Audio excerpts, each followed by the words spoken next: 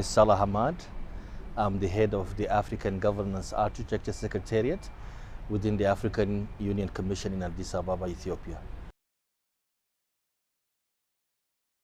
This is a flagship initiative of the African Union as part of the implementation of Agenda 2063, the blueprint for building the Africa we want and the Africa we deserve. So therefore, my presence here today and my participation in this convening is a testimony to the support of the African Union to this very great initiative.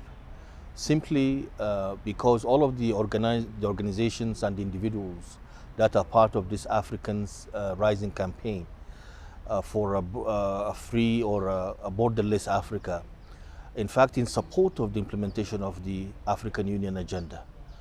The African Union, after the transformation from the Organization of African Unity to the African Union in 2000, the main objective of the organization became building an Africa that is united, prosperous, and peaceful. And to do so, we have to ensure that all of these borders are no longer on the map. In fact, the purpose of the campaign is in line with the African Union objective to ensure that Africa is united. And why Africa is united? Simply because as Africans, once we are united, we become a power within the international fora, but also will enable the African citizens and the African youth in particular to move around the continent freely and to reside wherever they want to reside and establish new lives. That way, Africa will be indeed united for the well-being and the welfare of the African citizens. So we are grateful for the organizers of this convening and also for those who are part of this campaign. And we invite all African citizens to join this campaign so we can all speak with one voice for an Africa that is free of borders, an Africa that is borderless.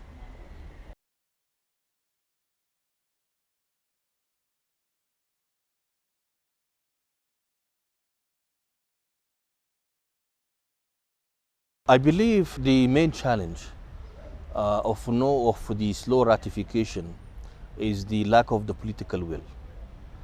Our heads of state and government adopted this instrument, and therefore they were in agreement of having this instrument as an African Union instrument. So what is really left is for them to initiate the ratification process at the national level. And because of that lack of political support, I believe there is really a strong role to play for the African citizenry, but also the African civil society organizations to advocate and to lobby and to popularize this very important treaty so that we can ensure that this treaty is ratified and implemented.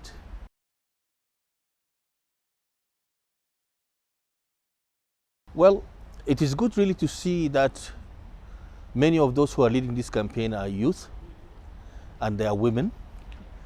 And this is really something really great. Why? Because Africa, we all know, is a very young continent. Out of the 1.2 billion citizens of Africa, 65% of them are below the age of 35. So therefore, it is really enlightening to see the African youth leading this campaign. Why? Because the African youth, in fact, must begin leading today instead of being told that they are the leaders of tomorrow.